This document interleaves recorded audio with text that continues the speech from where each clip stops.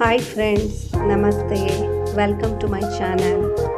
Friends, ನಾನಿವತ್ತು ಗಿಡಗಳಿಗೆ ಚೆನ್ನಾಗಿ ಬೆಳೆಯೋದಕ್ಕೆ ಏನೆಲ್ಲ ಮಾಡ್ಬೋದು ಅನ್ನೋದ್ರ ಬಗ್ಗೆ ನಾನು ನಿಮ್ಗೆ ಹೇಳ್ತಾ ಹೋಗ್ತೀನಿ.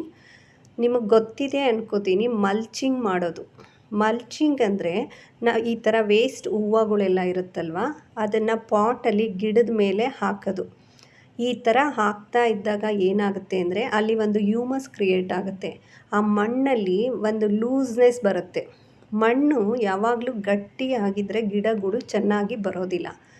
ಈ ರೀತಿ ಮಲ್ಚಿಂಗ್ ಮಾಡೋದ್ರಿಂದ ಗಿಡಗಳು ತುಂಬಾ ಚೆನ್ನಾಗಿ ಬರುತ್ತೆ. ಈಗ ದೇವ್ರ ಪೂಜೆಗೆ ಇಟ್ಟಿದ್ದು ಹೂಗಳೆಲ್ಲ ಇರುತ್ತಲ್ವ, ಅದು ಆಗಿರ್ಬೋದು, ಅಥವಾ ಗಿಡಗಳಲ್ಲಿ ಒಣಗಿದ ಎಲೆಗಳು ಇರುತ್ತೆ ನೋಡಿ, ಅದನ್ನು ಕೂಡ ನೀವು ಅದಕ್ಕೆ ಹಾಕ್ಬೋದು. ನೋಡಿ, ಈ ಗಿಡಗಳನ್ನೆಲ್ಲ ಮಲ್ಚಿಂಗ್ ಮಾಡೋದ್ರಿಂದ ಎಷ್ಟು ಚೆನ್ನಾಗಿ ಗಿಡಗಳು ಬರ್ತಿದೆ ಅಂತ. ತುಂಬಾ ಚೆನ್ನಾಗಿ ಬರುತ್ತೆ. ಮಣ್ಣು ತುಂಬ ಗಟ್ಟಿ ಇಲ್ಲದೆ ಲೂಸ್ ಆಗಿದ್ದರೆ ಮಳೆ ನೀರು ಕೂಡ ಚೆನ್ನಾಗಿ ಹೀರ್ಕೊಳ್ಳುತ್ತೆ.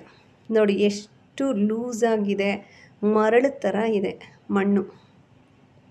ಈ ರೀತಿ ಇರಬೇಕು ಗಿಡಗಳಿಗೆ. ನೀವೀಗ ನರ್ಸರಿಯಿಂದ ತಂದಿದ್ದ ಮಣ್ಣು ಕೂಡ ಸ್ವಲ್ಪ ನೀವು ಮರಳು ಮಿಕ್ಸ್ ಮಾಡಿ ಹಾಕಬೇಕಾಗತ್ತೆ. ನಾವೀಗ ಈ ಥರ ಮಾಡಿದ್ರೆ ಮಣ್ಣಿನ ಫಲವತ್ತತೆ ಕೂಡ ಹೆಚ್ಚಾಗುತ್ತೆ, ಗಿಡಗಳು ತುಂಬ ದಿನ ಇರ್ತವೆ. ಈ ರೀತಿ ಮಾಡೋದು ನೀವು ರೀಪಾಟ್ ಮಾಡೋ ಅವಶ್ಯಕತೆಯೇ ಇರಲ್ಲ, ಏಕೆಂದರೆ ಮಣ್ಣು ತುಂಬಾ ಫ್ರೀ ಆಗಿರುತ್ತೆ.